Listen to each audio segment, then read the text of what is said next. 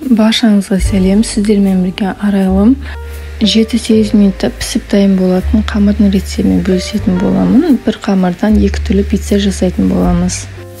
Ең алдымен електен өткізіліп алған ұнымыздың жартысына дрожжымызды салып араластырамыз екеуін. Одан кейін қайнатылып басылған ыстықтау суды құйып, қасықтың көмегімен тағы да араластырамыз.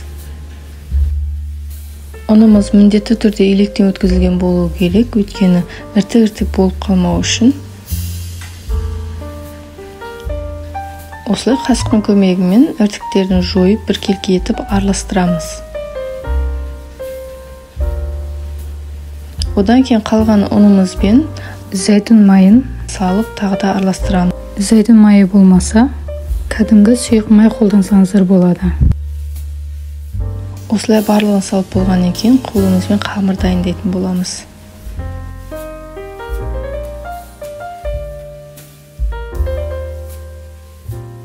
Илеп болғаннан кейін қамырымызды сразу 2 бөлікке бөліп, бетін жауып 20 минутқа қойып қоямыз.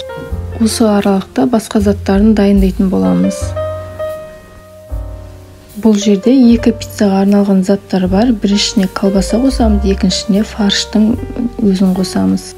Керек заттардың барлығын дайындап аламыз. Турап, тәтті бұрыш пен помидорды кубиктап турап, колбасаны турап дегенде барлығын дайындап аламыз алдын ала. Бетіне жағатын соусына дейін дайындап қойыңыздар. Өйткені пиццаның қамыры нәзік болғандықтан, ол жайылғаннан кейін көп тұрып қалса, астына жабысып қалуы мүмкін. Сол үшін жая салып, осы дайындап қойған заттарыңызды үстіне сүйіп духовкаға салып жіберу керек.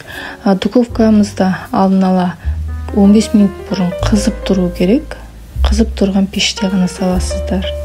Сонда тесталарыңыз әдемі шығады.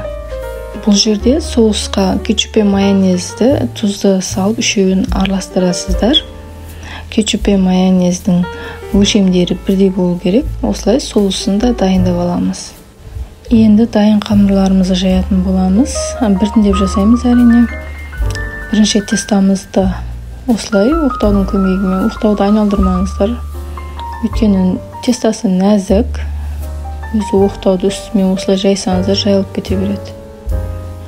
Одан кейін соусымызды жағып, видеодағыдай. Бұл жерде 500 грамм фарш, соның жартысынан көбін саластыр, яғни 300 граммын саластыр. Қалған 200 граммын екінші пиццаға алып қаластыр. Помидорды тоже солай. Болгарскийде де солай.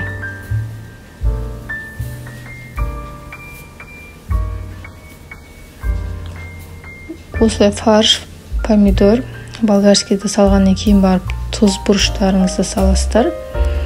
Өздеріңізге ұнаған приправа қоссаңыздар да болады.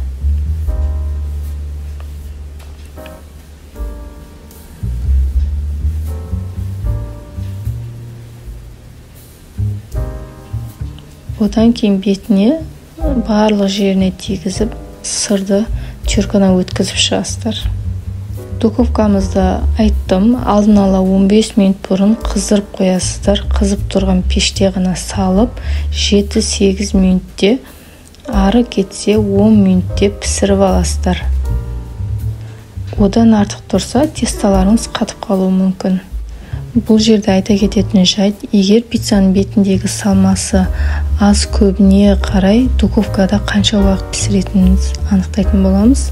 Егер бетінде аз ғана мөлшерде салма салатын болсаңыз, пицца 7-8 минуттан артық тұрмауы керек.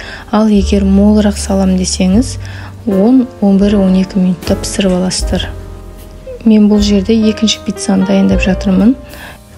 Байқасаңыздар, мен бірінші пиццаны пергамент қағазға пісіріп алдым, екіншісін табаны майлап соған пісіріп жатырмын.